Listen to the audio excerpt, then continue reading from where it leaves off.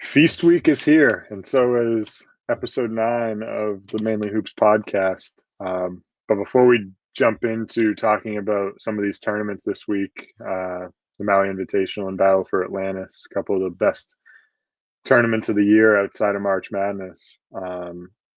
Let's talk about some of these games from the weekend. You know, there wasn't a great weekend of games as we had talked about on Thursday, but we did have Duke and Arizona on Friday night at Arizona. And Arizona, I think, closed as like 1 point favorites, maybe 1.5. It was right around there. And Duke came in and pretty much controlled the game from the jump outside of the first few minutes. And Arizona was really shut down on the offensive glass, right? I know we'd talked about last week against Wisconsin. They had 24 offensive rebounds and took 22 more shots than Wisconsin, and Duke held them to just 6 offensive rebounds, and Duke actually outshot them by 8 shot attempts. So, um, you know, kind of expect that from Duke, right? With their size and versatility, you'd expect them to be able to limit a team like Arizona on the offensive glass, but definitely shut that part of their game down, and holding them to one shot led to Arizona only scoring 55 points. So Duke really controlled this game pretty much right from the jump. Yeah, I mean, I think the biggest key was they controlled the pace first and foremost.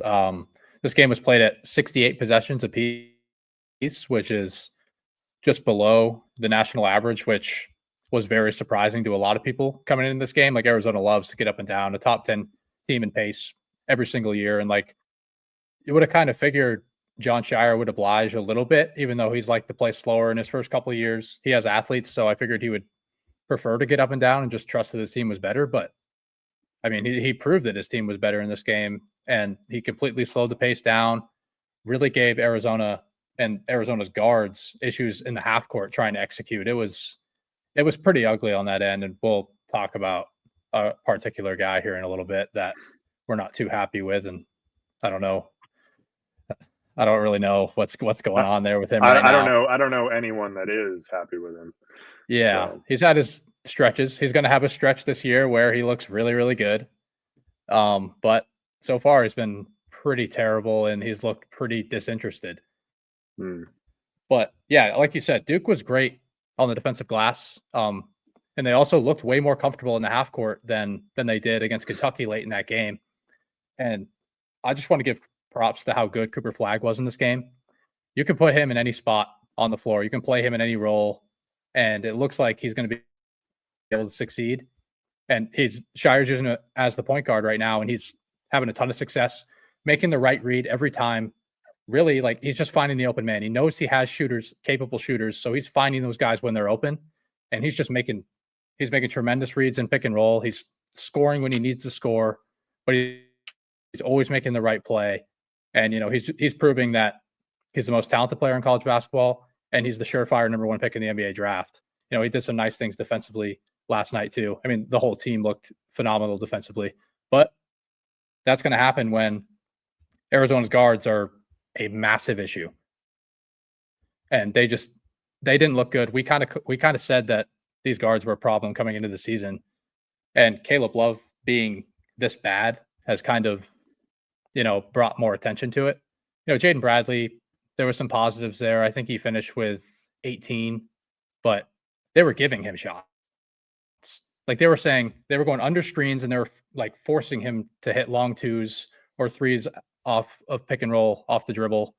And he made a few early in the game, but Duke didn't budge from their game plan. And it just made everyone else not look so good. Pretty sure Trey Townsend was a ghost. There was just a really bad matchup for Trey Townsend. Also, like if you're going to get guarded by Cooper Flagg, like he's just like, that's just a horrendous matchup for him. He can't out physical him and he can't score on the perimeter against him. But yeah, this has always been a problem for Arizona too. Like when they get slowed down in the half court, like look at their 2 NCAA tournament losses when they lost to Clemson last year and they lost to Princeton 2 years ago in the first round. Those teams were able to just completely slow them down and execute their half court offense. So Arizona can't get out in transition, and they value getting back in transition even when they weren't scoring. So it looks like it's even more so of a problem this year because Arizona's guards can't score in the half court. And if they're not going to get on the glass against elite rebounding teams on the other side, then it's going to create even more issues.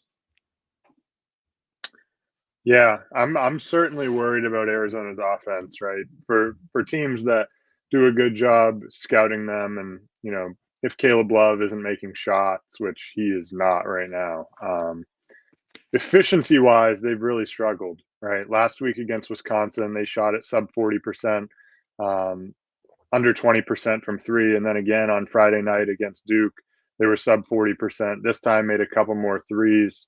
At 6, but still only shot it at 26%.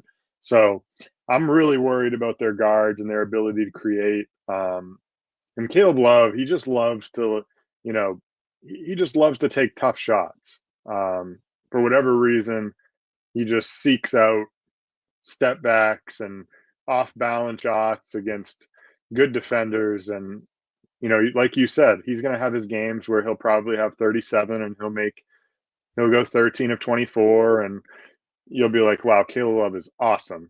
And then the next game, he'll go 3 of 17 and 0 of 10 from three, and he won't do anything else, and his teammates will hate him. So I'm really worried about this offensive unit that's typically, as you said, pretty good, right? But I didn't really even think about the point that you made about their last 2 tournament losses, right? When the pace really gets slowed down, they have struggled. Because they really thrive in transition.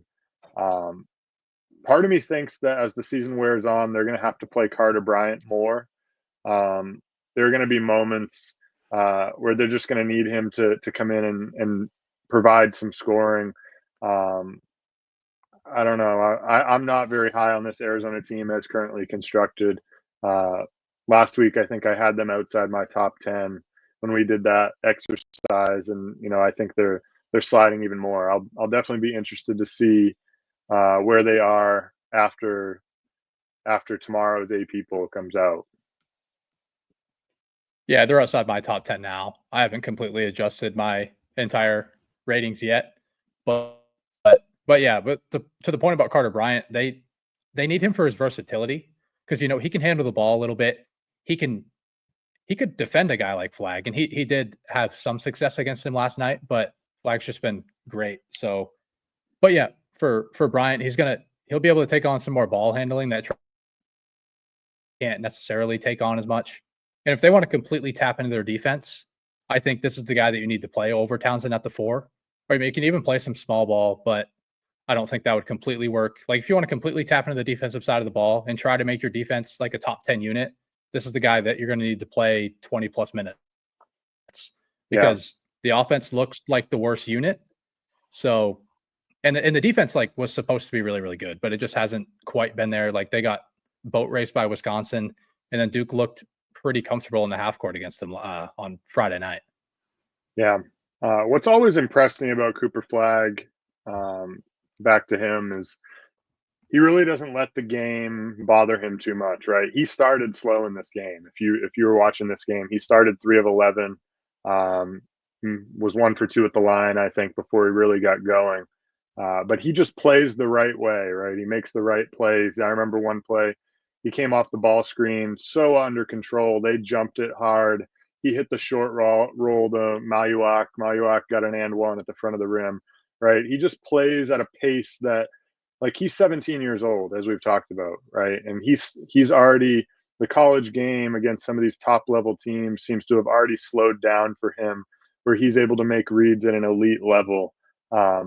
And that seemed to be the case at every level that he's played at, right? Whether it was the jump from Maine high school basketball to Florida high school basketball or to the EYBL circuit, he's really just always had his game rise to the next level when playing better competition, right? So he had a slow start, but then he ended up finishing, 7 for his last 11, I think, from the field, and finished 10 of 22, had 24 points, right? But he just plays the right way all the time. And so over the course of 40 minutes, he's going to give you such positive results.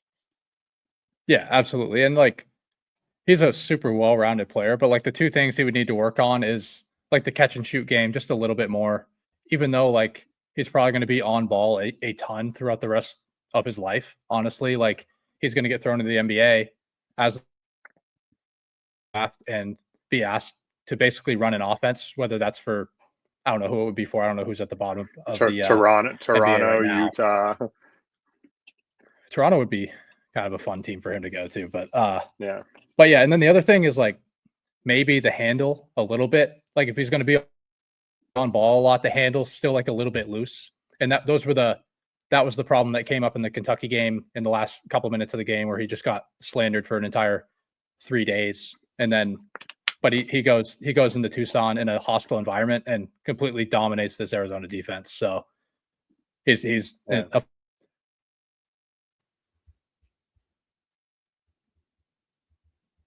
yeah. Like he's such a good passer too. Right. Like that to me, when I watched him in high school, I remember thinking like, this is maybe the most elite part of his game outside of his defense. Right.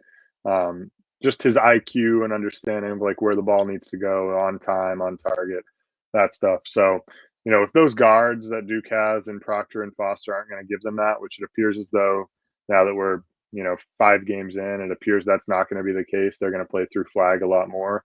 That part's really going to shine through for him and show NBA teams, if they don't already know how good of a passer he is, show what he really can do there.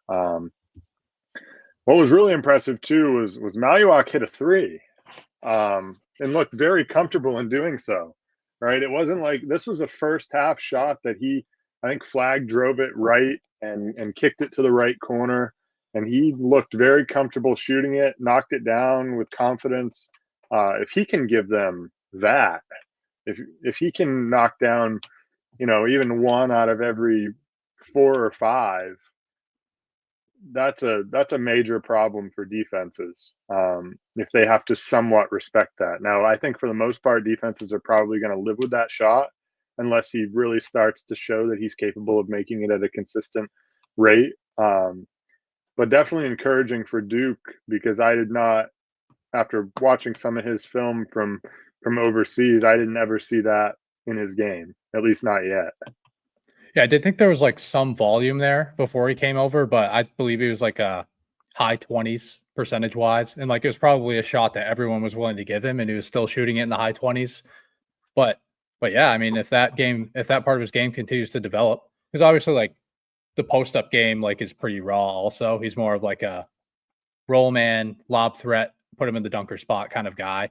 But hey, if he can expand his offensive game, like that'll be pretty big for this team. Cause like, I mean, and for Flag playing point guard, like taking the pressure off of Proctor and Foster is big. But if you can add in another guy that can show like a fairly versatile skill set, like that's gonna be big for this team long term, and especially playing in a tournament setting in March.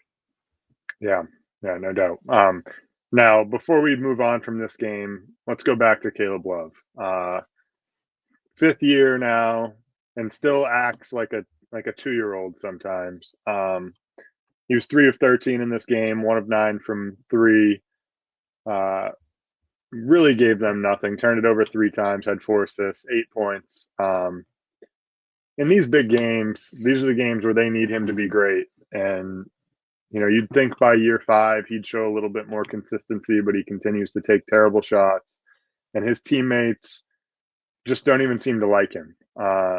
They showed a clip at the end of the game where he was trying to give his teammates high fives as the clock was winding down, and his teammates looked to be dodging his high fives, right? Like it looked like they were walking away from him so that he couldn't give them a high five. So I don't know what's going on in Tucson.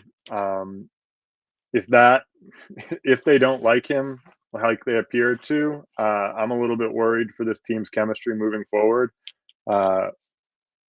Caleb Love, to me, just feels like a bit of a cancer. I don't know.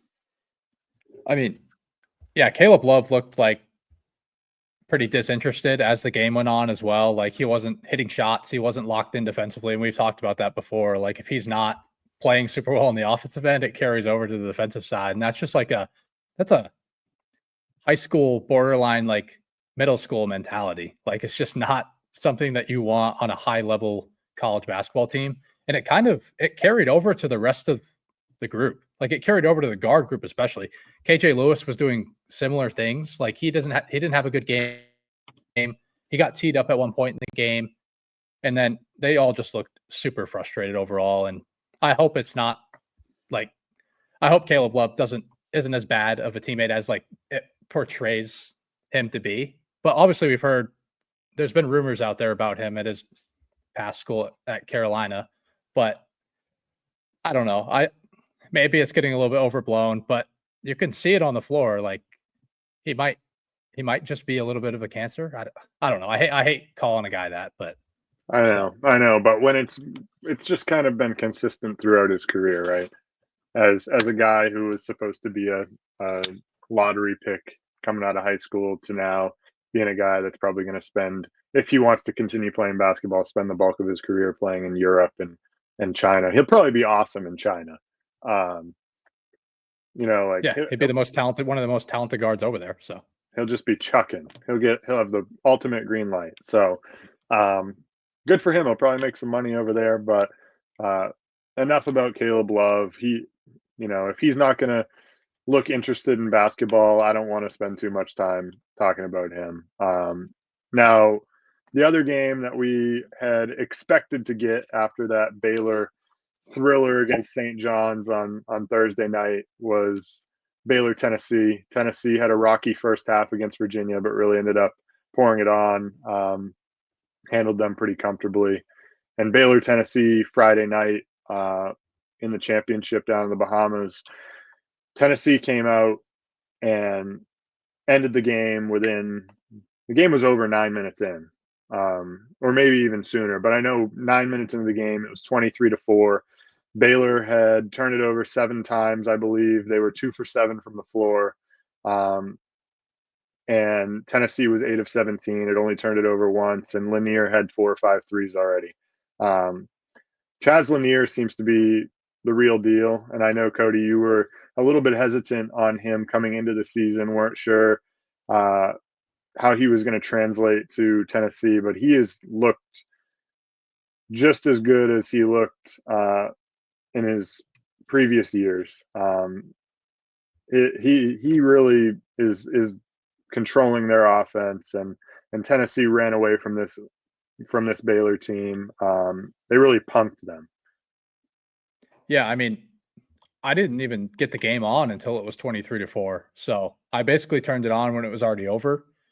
But by the time I did turn the game on, Chaz Lanier was 4 for 4 from 3 within the first 5 minutes of the game. And yeah, I mean, I think I was kind of just saying his game wouldn't translate just because people were calling him the second coming of Dalton Connect. And he's still not the second coming of Dalton Connect, but he's a more talented shooter than Connect, especially on the move. And he's perfect for an offense of Rick Barnes that loves to run guys off screens. They don't love to run like a ball screen continuity offense. Like, they love running their shooters off of screens on the wings. And Lanier has been perfect for this system. He's shooting it 55% from 3 on like pretty high volume. I think he's taken over 53s already, and he's made like 25 of them. It's pretty incredible how well he's been shooting the ball. But yeah, Tennessee punked him on the interior as well.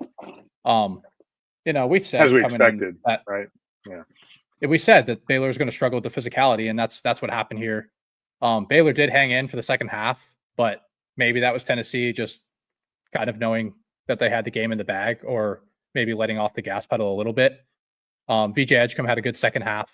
He finished with 23, I believe, and the outside game was kind of there. He went 3 for 6 from 3, which, if that part of his game comes about, like, this offense gets even scarier. So obviously the defense, aside from Amir, really the lone bright spot for at the guard position anyway for Baylor in a game where you bet his under, of course, right? Yeah, that's not the most ideal outcome there. He started going off in the second half, made all 3 of his threes in the second half. But yeah, I'm still worried about the Baylor defense as a whole, as we continue to talk about every single game they play. Like, they play zone, teams hit threes against them. They go to man, they get carved up on the interior. They just don't really have many places to go with the personnel. I thought they'd be able to force like way more turnovers and like make that like a complete problem for other teams. Like Tennessee actually turned the ball over a decent amount. I believe they turned it over on like 25% of their possessions in a low possession game. So they did a good job there, but they got carved up besides that.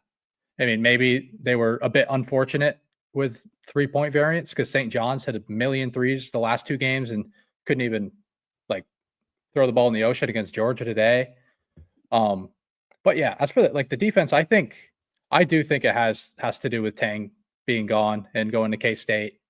Like since he's been gone, it's fallen off a cliff really. And obviously they don't have like the exact personnel that they had when he was there, but this is the closest personnel that they've had to their elite defensive group. Like VJ Edgecombe is a very good defender. Jaden Nunn was known as one of the best point of attack defenders in the country when he came from VCU to Baylor. And it just hasn't come to the forefront. They're allowing too many shots at the rim. It's too much of a problem in Scott Drew's system. Like they try to play a no middle defense for the most part, and they're allowing teams to carve them up at the rim. That's the main priority of playing a no middle defense is keeping teams away from the rim. They can't do it. Like I don't think they can do it with this personnel. Yeah. This Baylor team, I'm afraid, is just going to struggle all year with teams that are bigger, stronger, more physical than them. Like they're going to struggle, I think, with Houston. They're going to struggle with Kansas. Those teams, they're just going to be able to pound it inside, I think, and eat them alive at the rim, which I think really limits Baylor's ceiling, of course. This just seems to be more of a finesse team than Scott Drew's had in the past. Like you mentioned the perimeter defenders, but there's just the interior defense just isn't there. They don't have, the Flo Thambas and Jonathan Chama Chachuas and guys like that really have that interior physicality. And if they're not able to contain the ball at the top, coupling that with their interior presence, like they're going to be in for a long season. They're going to win the games they're probably supposed to win against teams that are just not as interior driven, but against teams that are, they're going to be in for long nights, I think. There were a couple players, like why is Langston Love playing? Like he just doesn't seem right yet. And he's playing, like he hasn't scored yet. I think he's like 0 for 7 in his 2 games, and he's played 36 minutes combined.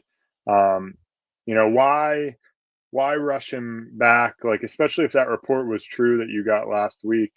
And I'm sure he wants to play. Like, I don't blame him. But if he's not right, why not wait until closer to conference play to get him some tune-ups? It just seems like they have good guards. Like Love can probably wait. Like they need him at full strength. And then on the Tennessee side, they made 12 threes in this game, almost 50%, I believe. If Jordan Gainey is going to make 3 threes, you're in for a long night as an opponent. He was 3 for 6 from 3. He's a shooter, or he's a non-shooter that thinks he's a shooter. Unless, he has some serious improvement this year. But from what I've seen of him in recent years, he's not a shooter. Yeah, he's more of a shot creator. That's pretty inefficient. He's been pretty inefficient throughout his career. Yeah, but hey, maybe the second-year leap at a high major school is going to help him out a little bit, and maybe we see some things this year that we weren't able to see last year. Yeah, no. But I thought what was interesting about this game too was I believe, and maybe this was just partly the second half, because I kind of lost interest in the game after it got out of hand. But in the second half, I don't know if it was where Baylor's offensive rebounds came from, but they had 15 offensive rebounds, which I thought was kind of surprising. They actually attempted 13 more shots than Tennessee. So, I don't know if Tennessee just kind of let up and Baylor was playing at a fast pace, kind of desperate, hoping to create extra shots, extra possessions. That would be my guess, right? But, when it actually mattered there in the first half, when Tennessee was up 27 at halftime, they got punked, as we said. Yeah, I mean, Baylor's offense is great, and I'm not worried about that long term. But I mean, overall, probably was a pretty bad matchup against playing against elite perimeter defenders and Sakai Ziegler and Jemai Mashak. So it was harder for them to play mismatch ball and play through their pick and roll super often, and they couldn't get to the rim at a super high rate. But yeah, getting on the glass in the second half is a positive. But this team's always going to be good on the offensive glass, especially when you have Norchad O'Meara playing the four sometimes too. Just you can completely tap into your offensive rebounding. But yeah, I mean, Baylor, we've talked about them being down the last 3 years.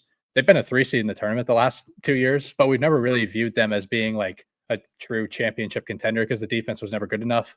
And I'm afraid it's going to be the exact same thing. Like they could walk into the tournament as a 4 or 5 seed because they pick up like 7 to 8 really good Big 12 wins, and there's going to be sitting there with a favorable matchup in the first round, and then probably get kicked out in the second round of the Sweet 16 just because it's just not they're not top tier on both sides. No, yeah, it's going to be very matchup driven for them, unfortunately. Now this week, as we talked about, right, we have Feast Week. We've got the Maui Invitational starting tomorrow. We have Battle for Atlantis starting on Wednesday. Two of the best tournaments of the year for any college basketball fan that knows about these tournaments. It's you're glued to the TV or your phone or wherever you are following along with these. Just great basketball. But also over here in Vegas, we've got three really good games this week. Tuesday night, we've got Kansas and Duke. Duke with another big early season test. Bama plays Houston, and on Wednesday, Texas A&M plays Creighton. Creighton lost yesterday, so they're going to be looking to bounce back against Texas A&M. So three big games there, and we'll start with the Kansas Duke game. Lines aren't out yet, but we were talking and expect this line to probably be somewhere around Kansas -3 or so. But this should be an awesome game, I think. Kansas they haven't looked maybe as good as people have thought. They're still number one in the country. Duke now, after tomorrow's AP poll, they'll probably jump back into the top 10 if I had to guess. So this will be a top 10 matchup. And another big game for Cooper Flagg to really show the country what he's made of, right? But I think Duke's guards are going to need to play better in this game if they're going to be able to come out with a win. For sure, absolutely. And I mean, I think Duke's the better team overall. I just think they're more. I think they're more well balanced. I think the defense is a tier or two ahead of Kansas, but it's going to come down to can Maluak guard Dickinson one-on-one, and can he guard him in space? Because if DeJuan Harris and Dickinson get into that pick and pop game or pick and short roll game, how is Maluak going to be able to defend in space? And that's the biggest key there. But I do think Duke, I think he's going to do a pretty good job against Dickinson personally. And they're not going to have to help down on Dickinson and create some shots for guys like Mayo and Storr. So I personally think Duke is in a pretty good spot. And if Kansas wants to speed it up, Duke is more comfortable in a fast-paced game, regardless of how that game against Arizona went when they tried to completely slow it down. I think Duke tries to do similar things that they did because Kansas is perennially one of the best transition offenses in the country. But they literally just played like a team that completely relies on transition, for the most part anyway. So I think they're going to be ready for this game, maybe coming off an emotional high, but now you're playing a blue blood in Kansas. So they're obviously not a letdown spot here in Vegas. But yeah, I think Duke's gonna win this game. I think they probably take it by 5 or 6. Yeah. The big question mark to me is, can Maluak guard him for enough minutes? I think I saw Maluak's only playing just over 18 minutes a game. Dickinson, I don't know how many minutes he's been playing so far this year, but if I had to guess, he's probably low to mid 30s at least in games that matter anyway. So can he be on the floor more than he has been. I think he played like 23 minutes against Kentucky. But also when he is off the floor, can Malik Brown, Cooper Flagg, can they guard Dickinson well enough to keep him off the foul line, to keep him kind of in check while he's on the bench? So that will be something to watch, I think. But I think Duke's versatility and ability to guard the Kansas guards will really shine through. So it's going to be a matter to me of, can Duke repeat what they did on Friday night, keeping Kansas off the offensive glass, because guys like Dickinson, KJ Adams, who is one of the hardest workers to me in the country, he's going to be flying in for offensive rebounds. He's just got such a high motor. So can Duke limit that part of the game? And can Duke force guys like Harris into, off the dribble tough shots, right? That's not really his game. He wants to get downhill and be that creator for them. So if they can do those things, which I think they can, I expect Duke to win this game. But it's really just, I think, going to come down to, can they keep Dickinson in check, especially during non-Maui minutes? So that'll be something to monitor. But I'm going to take Duke in this game, I think, in a close one, but not at all going to be surprised if Kansas also wins this game. But either way, I think it's going to be a great game Tuesday night. It's going to go down to the wire in Vegas. Yeah, and even if Maluak doesn't stay on the floor for more than 20 minutes, I think Malik Brown is like a perfectly capable defender. I think he's super underrated. He is a bit small, so they do have to defend. That's my concern. They do have to defend like pick and roll and other actions in like different ways. Like they have to play more at the level with Brown on the floor, as opposed to Maluak, where you could just play drop and force Harris to be a scorer, as opposed to like being able to make plays for Dickinson in the short roll. So hopefully Maluak can get on the floor for 25 minutes. Hopefully we don't see a ton of foul trouble there. But while Maluak's on the floor, he can absolutely defend Dickinson in the post. Dickinson's game in the post is pretty one-dimensional, to be honest. Like he dominates guys with his size, and then he just goes over his right shoulder with the left hook. Maluak's so soft. Probably he's going to have the length to even block those shots, honestly. Yeah. Even though it is tough to block those hook shots, but he's going to have to like have a little bit more arc on those shots that I think is going to bother him a decent amount. And their ability to guard, like not have to help down there, is going to do wonders for this Duke defense. Yeah. Dickinson just has some like weird suddenness to some of his little jump hooks, right? It's very finesse in how he does it. So, I expect Duke to be prepared for that. I'm excited for this game. This is had Duke not squandered that game against Kentucky, this would be a top 5 matchup and a great game. But so I'm treating it as such. Going to be a great game on Tuesday night. Now, another game on Tuesday night, also in Vegas. We have Houston playing Alabama. This should be another big one. Alabama coming off that win last week against Illinois. Houston, they haven't had a true test since that Auburn game, right? If I'm not mistaken. So this is another key early season test for them. And they're probably going to be favored in this game. I know lines aren't out yet, but probably similarly 3-4 points, neutral site game. But this should be another great game. Yeah, I'd say they're favored by, I'd say 4.5 if I were to guess.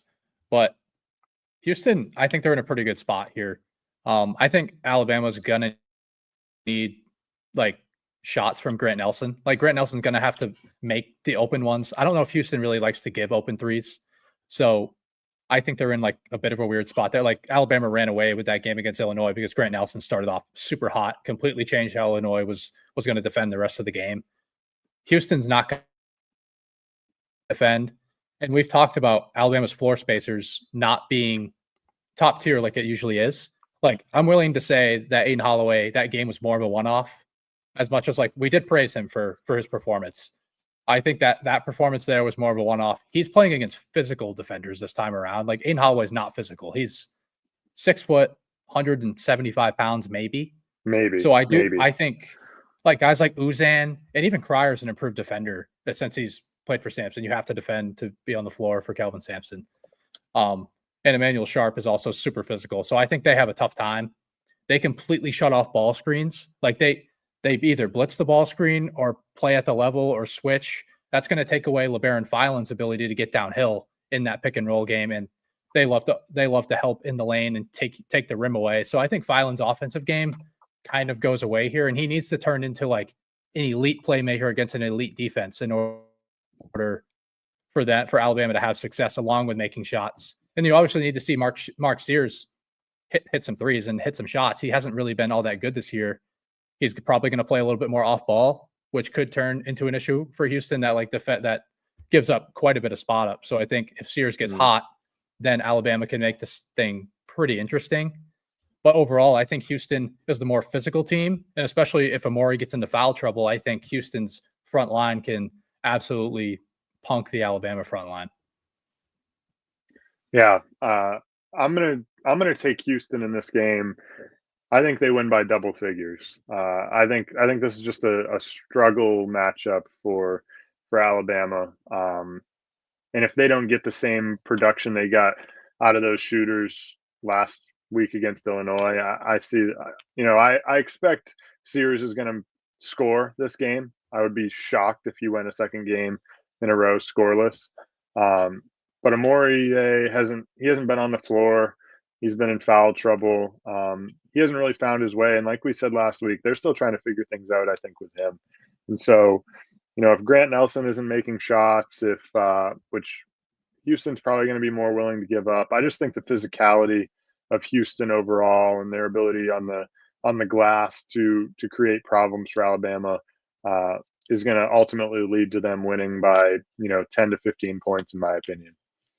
Yeah, I agree, and I think Uzan can have a pretty good offensive game here with Alabama playing their drop coverage. He's arguably a better shot maker than Jamal Shed, like off the dribble. So I do think he's in a better spot than a guy like Shed would be from a scoring perspective. So I do think that's a bit of an upgrade there. Obviously, Shed is probably the better guard that played for Sampson. But yeah, I like these shot makers for Houston to have a nice day. And if they don't, they're still going to stay in the game because they're so good on the glass.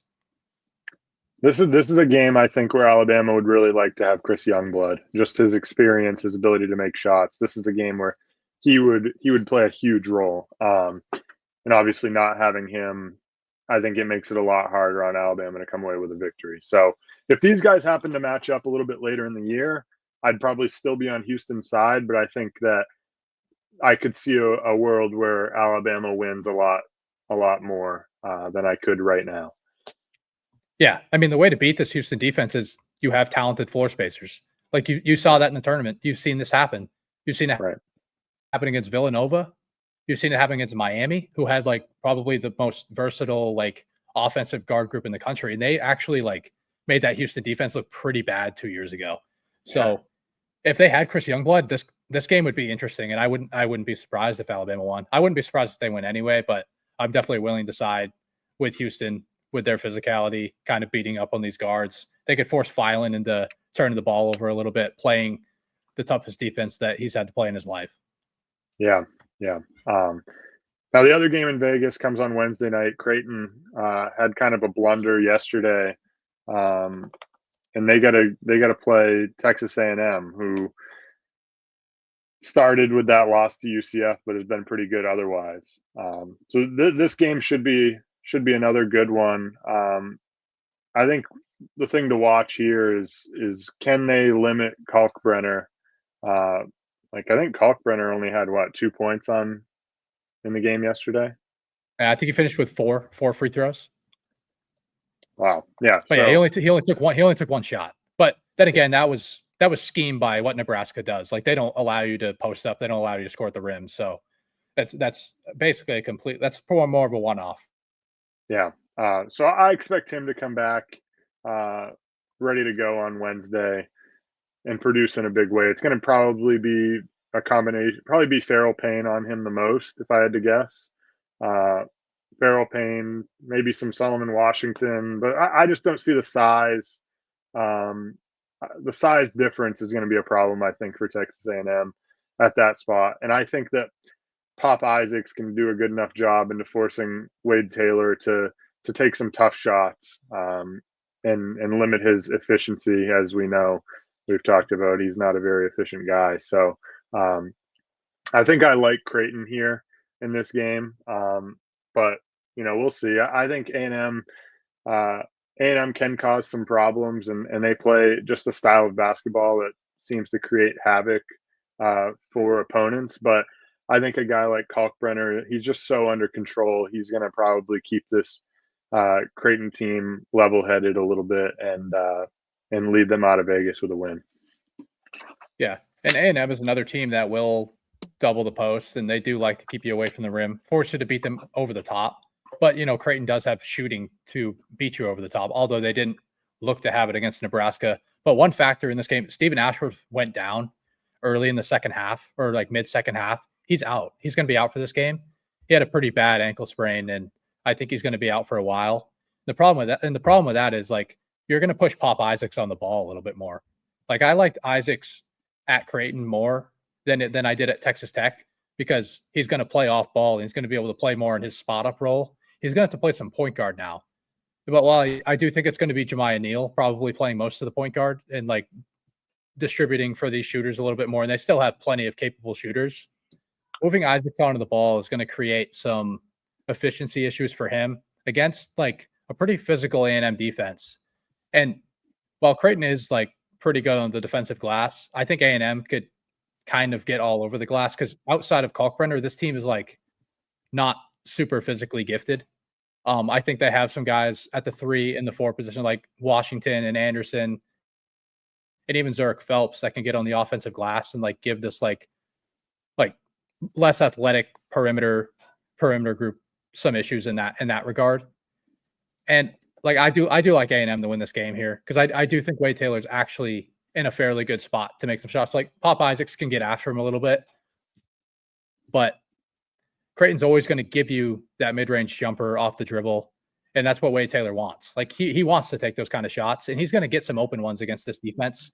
It is a matter of if he's going to knock them down consistently, but I do think he's going to get some cleaner looks to where he's going to have some efficiency here, and I think ultimately A&M takes this game. I'm just higher on them, and Ashworth going down is a problem in this game, and I think it's a problem long term. Yeah, I think this will be a good game, and I think that Creighton's going to have to play Mason Miller some more, especially with Ashworth's shooting gone. I think they maybe play a little bit bigger. He only played 15 minutes yesterday. I think he might play a little bit more, and he's going to provide some floor spacing for them. So, we'll see what happens there, especially with Ashworth out. But this should be a good game, I think. Wouldn't be surprised really to see either team win. I'm just gonna lightly side with Creighton at this point, just because I think they have the best player.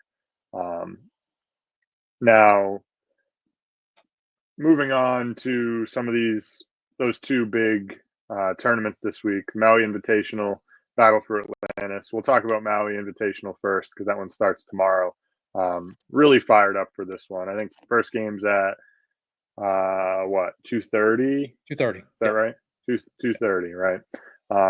So we got a 2:30 start, Memphis and UConn, followed by Colorado. Unfortunately, they're in the Maui Invitational, playing Michigan State, and then Auburn, Iowa State, which is this game we've been talking about for 2 weeks now that we're really excited for because Iowa State hasn't really played anyone yet. And then the night's capped off by Dayton and North Carolina, which I believe is an 11:30 Eastern time tip. So for those of you who are working on Tuesday and are college basketball junkies, this is going to be probably a tough one for you to stay up and watch, especially with all the North Carolina listeners that I know we have. So really excited about this, and probably the game of the tournament comes in the first round. Yeah, I mean, we're going to get basketball from 2:00 all the way through until 1:30 in the morning, maybe even later, depending on how many fouls are called. I mean, we've seen some games that are 2 hours 45 minutes to 3 hours, like the Wisconsin Arizona game. Like it was ridiculous. Hopefully, it's not like that. But yeah, and I don't think UNC listeners are going to like what I think about their team in this tournament. I actually do think Dayton can take them down to start the tournament. But yeah, this is the most fun MTE of the year, obviously, mostly because of the soft rims at Lahaina.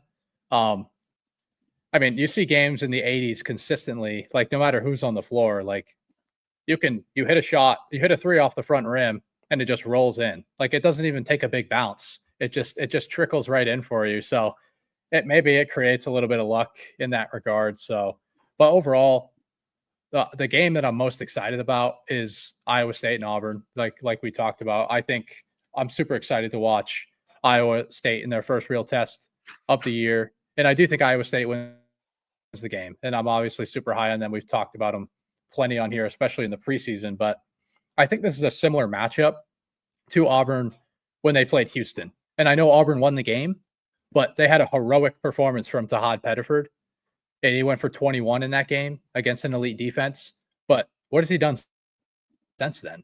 I don't think he's scored in double digits since then. And he's played worse defenses. He hasn't even been on the floor for like a ton of minutes. He's gotten maybe to 20 minutes a couple times, but I'm willing to say that Pettiford's performance, although he is a good guard, I I think it was a little bit more of a one-off, and that was like ultimately like it was the absolute difference maker in them beating Houston, because Houston controlled that game until Pettiford went on his major 6 to 8 minute run. And Iowa State plays a similar defense. They're arguably better at forcing turnovers, and I think they can give Auburn some problems in that regard, because I don't really love the guard play outside of like Pettiford or Denver Jones. I just don't really love it overall.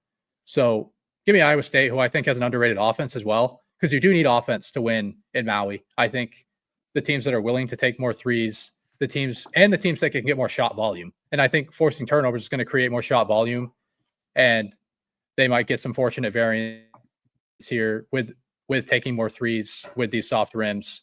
So yeah, give me Iowa State here, and I think they win the tournament as well.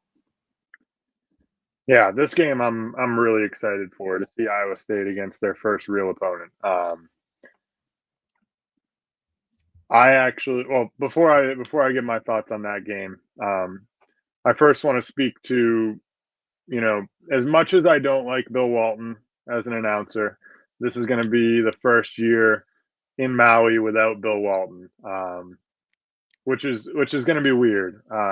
There was just something about that late night game where Bill Walton is calling it, and he's wearing his Hawaiian shirt untucked to the third button, and he's talking about some camping trip he took out in Oregon or something, out in the middle of the woods by himself. Not even paying attention to the game, it seems like. So I'll miss that a little bit about this Maui Invitational. Didn't love him as an announcer otherwise, but just part of what made Maui Maui was the fact that there was Bill Walton always there. So that part will be a little bit different for sure.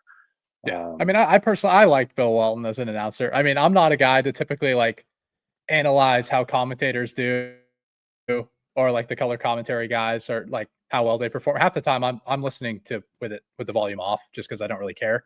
But when Bill Walton was on, I would like to listen to it once in a while, just to see like the crazy things that he would say. It was just more comic relief, right? I mean, you're sitting there listening to him talk about, the 3-day hike he made across some mountain, where he tented out for 2 straight days, and he just went on tangents while the game was maybe, a 2-point game with 5 minutes left, and he's talking about some trip he was on. Like he made no sense, but yeah, interesting guy. And I loved how much the play-by-play guy like would get frustrated by him just not paying attention to the game at all. I thought that stuff was hilarious. Just the back and forth that Bill Walton, and it was Dave Pasch a lot. Those guys would just go at it sometimes. I thought it was hilarious.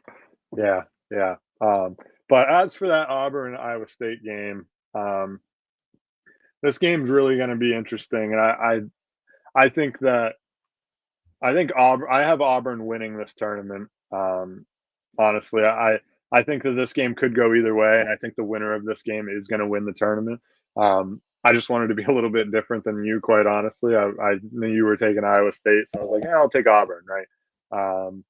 I think Janai Broome, he's gonna play well in this tournament. I think Auburn's physicality will show through, and I think that they're gonna they're going to win a tough game tomorrow. And then I think they end up taking down whoever wins between Dayton and North Carolina. I know you think Dayton has a shot, which I could definitely see it. And then on the other side of the bracket, I think it'll probably come down to UConn and Michigan State, which for me, that's aside from the Auburn Iowa State game, that's probably one of the games I'm most looking forward to in this tournament if it does happen. Because UConn hasn't really been tested yet. They're going to play Memphis in the first round of this. Um, I think they'll do what they need to do against Memphis. But then I expect they're going to get Michigan State because Michigan State plays Colorado. And I think that could be a really interesting game on Tuesday. UConn could struggle with Michigan State, I think. And I'm not going to go as far as to say Michigan State could win this game, but this is a game that I definitely could see UConn getting upset in.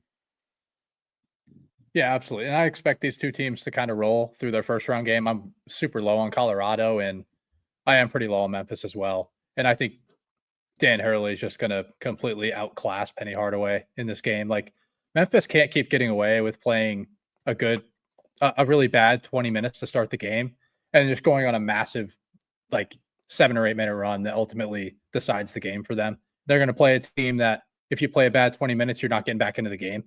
So I definitely like UConn there. That'll be a fun matchup. I think it's going to be a super slowed down pace with UConn and Michigan State. So that could create for more variance within this game. You could see like probably one of the lower scoring games that we'll see in Maui. But yeah, I think UConn's offensive talent would win out overall. I don't love Michigan State's guard play necessarily. I think they provide a fairly high floor especially with how Izzo coaches and how this defense can perform. So I think they have a chance to stick around for a little bit. It's kind of similar to the Michigan State and Kansas game. Like, Michigan State showed that they could hang around, but ultimately the talent was just a little bit too much. And I think you could see the same thing in that game. And I think it's a UConn-Iowa State final. And Iowa State is such a tough team to prepare for, especially when you don't get much time to prepare for them.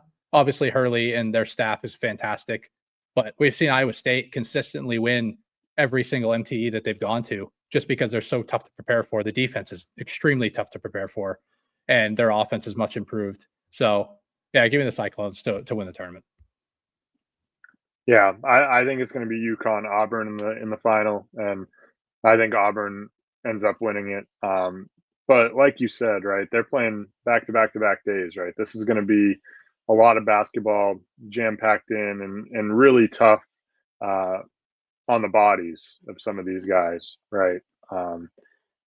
Not only from like a mental preparation and scouting report perspective, but this is going to be more like AAU, where this tournament always is, where you're playing one day, then you got to come back and play another high level team the next day. Then you win that, and you got to come back and play another high level team the next day. So really, I think it's going to come down to who gets hot, who's making shots in Maui, which it seems like everyone is always making shots. So really looking forward to this tournament. And if I were to give like a long shot pick to win this tournament, aside from Auburn, I would say Michigan State, just for the value. I think they're going to get by fairly easily in the first round. And then if they can somehow sneak by UConn, anything can happen in the championship. So Michigan State, I think, is my long shot to win this. I think their odds are at like plus 1,500. So this is going to be some good basketball. Love this week always. It's one of the best weeks of the year. For sure. Yeah, I would agree. Michigan State's probably the best value on the board, just because I do think they can take down Colorado pretty easily and make it a close game against UConn. Because the other side, like, you don't really want to. I don't know if you want to put your money on Iowa State or Auburn, because ultimately, I mean, I do think the winner of that game ends up winning the tournament. I think either one of these teams beats UConn. Like, Auburn can kind of overwhelm anyone with their length and athleticism. So, but it's just kind of hard to decide which team's going to win that game. I can absolutely see Auburn winning it, but teams like Carolina and Dayton, like, I don't think there's much of a path after this game, because I think they could get outclassed by either Iowa State or Auburn. As much as the UNC listeners to this pod don't enjoy that, but But yeah, I would agree that Michigan State is probably the right play to go with here. Yeah. But yeah, should be fun. Now the other tournament doesn't start till Wednesday. That's the Battle for Atlantis tournament. That tournament starts with Louisville and Indiana, then West Virginia, Gonzaga, Oklahoma, Providence, and then Davidson and Arizona to close out the night. So not as high level of teams in this tournament, right? There's obviously a few good ones. Louisville looking much different this year. Indiana, another team that's looking different. Gonzaga, and then Oklahoma, Providence is like a couple of middle of the pack teams in their conference. And then Arizona, who really needs to get right, and could get right with a win in this tournament. Right, they're going to hopefully play 3 games, get to the championship, and they're going to probably see a team like Gonzaga or Indiana, maybe Louisville if they get hot. But this is definitely a big tournament for Arizona if they want to get right for the season moving forward. Yeah, I mean, Arizona absolutely has the path to get there too. Like, they open with the weakest team in the field in Davidson, and then they're either going to get Providence or Oklahoma, who they've showed their weaknesses so far this year. I personally like Providence to win that first game. They're getting Bryce Hopkins back most likely for this tournament, so that'll be pretty big for them. But I'm excited for a potential Gonzaga-Arizona final, which, if all goes right, that's what we're going to see. And it's going to be a super fun up and down game. Tommy Lloyd is a former assistant to Mark Few, so they know what they want to do. So, and it's get up and down the floor. So, and neither one of them are going to really take each other out of transition. So it's just going to be a super fun, fast-paced game. And that might actually help Arizona out in this setting, because we saw how much they struggle in the half court. And this Zags front line hasn't really been tested yet. They haven't been tested by anyone that's super physical. Maybe Norchad Omier on the glass a little bit, but you saw, I mean, the rest of that front line of Baylor was completely outclassed. And you need to see Caleb Love start to make some shots at some point. We've talked about him enough, but yeah, I actually think Arizona can hang around and possibly win this game with the fast pace and the fact that these two know each other so well that could make this game a little bit of a wash. But Gonzaga's guard play is probably the difference here. So I'll say they can squeak out a close one, but I wouldn't be surprised if Arizona won just because of all the possessions that are going to be played in this game. Yeah. I know in the odds, Arizona and Gonzaga are both overwhelming favorites to win this tournament. I think both at plus sub 200. Now, I want to say Gonzaga is going to win this just because I think they're the best team here. But I'm going to go out on a limb, actually. I changed my mind. I was originally saying Gonzaga. I'm going with Indiana. I think Indiana comes out of Battle for Atlantis with a victory. I'm going out on a limb. I've been buying into this team all year. Maybe a little bit crazy because they have the toughest first round matchup, probably. I know Louisville has the 4th best odds behind Indiana. So this is a tough game just to start out with. But I think that Indiana has the talent to win 3 big games in a row. They're going to play Louisville, then they're probably going to play Gonzaga, and then probably Arizona. It's tough to say that, but I'm buying in early. I want to look like the genius when the Hoosiers are hoisting the trophy on Friday. So I'm going to take the Hoosiers. I think that Balo, Renew, I think that they're good enough on the interior to give some issues to Gonzaga. And I think they have guards in Miles Rice, Kanan Carlisle, Trey Galloway, at least on the defensive end. I think they're good enough, and Baco can knock down some shots. I think they're good enough to pull out a victory over Gonzaga. And then the way that Arizona is playing, if they even happen to get to the championship, which they're going to get by Davidson, but if they continue to play it the way that they've been playing, I wouldn't be shocked if Oklahoma or Providence gave them some trouble. So I'm just going to go out on a limb and say that the Hoosiers win it, and Mike Woodson gets off the hot seat at least a little bit for the time being. I wish I could agree, but I don't. I think Indiana loses game 1. I do. I think Louisville takes them down. I think Ballo, if he's not super productive on the offensive side of the floor, like he's going to get played off the floor. I think a guy like Cason Pryor, Noah Waterman, those guys can really space the floor, and Ballo can't defend in space. I think Cason Pryor is a real matchup issue in this game. And I know like Ballo's probably going to be super efficient in the post-up game. Obviously, Louisville's going to try to do some different things like go down, trap the post, force Ballo to make a play. But overall, I think Louisville has more advantages on the offensive side. And I'm not super high on the Indiana guard group either. Like Miles Rice is solid. I think he's a little bit overhyped. And this perimeter group in general, like Mbako's had a good stretch to start the year, but I don't completely buy it against top tier competition. Not saying Louisville's a top tier team or anything like that, but they are a good team that I'm kind of willing to buy into. Like I'm super high on them. And I just think they can space out Indiana enough that like that's very post centric and knows how to defend the post. And I'm just still I'm not super high on Woodson as a coach either. So his system is like a bit outdated. So I'm gonna go on the flip side. I'm gonna take Louisville to win the game, and then they get boat raced by Gonzaga.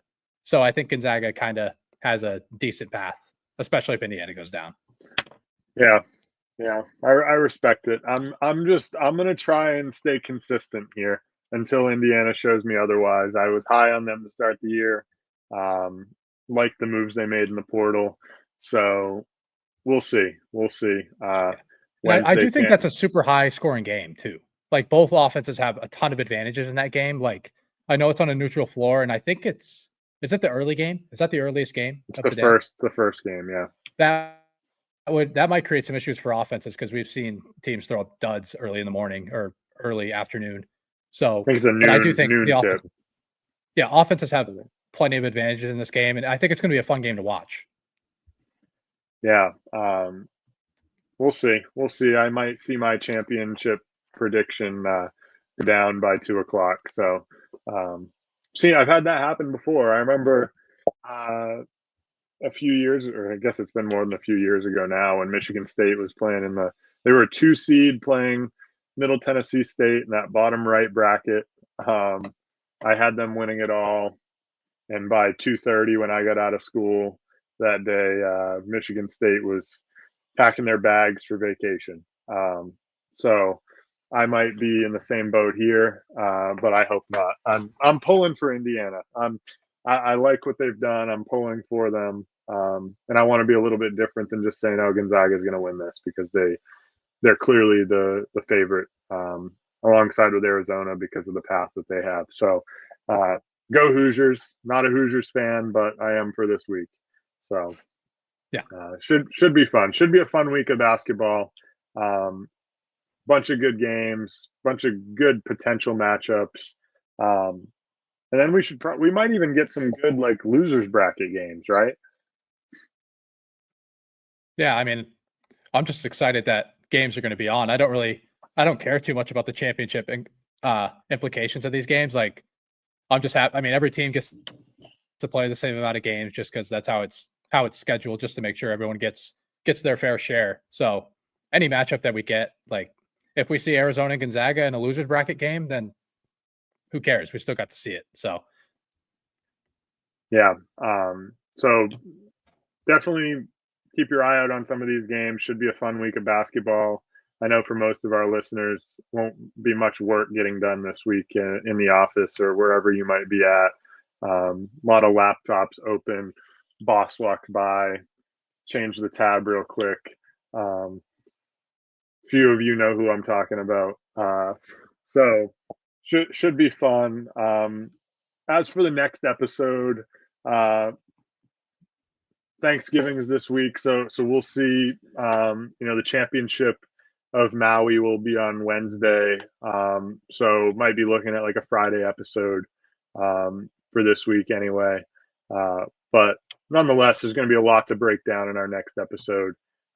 Really excited about the games this week. You all should be too if you're a college basketball fan. So stay tuned, stay up to date on these games. Should be more content this week than we've had at all this season, because things are really starting to ramp up. And there should be some more merch dropping soon. So really excited about this week, as I said, and hope everyone has a good Thanksgiving, and we'll talk to you soon.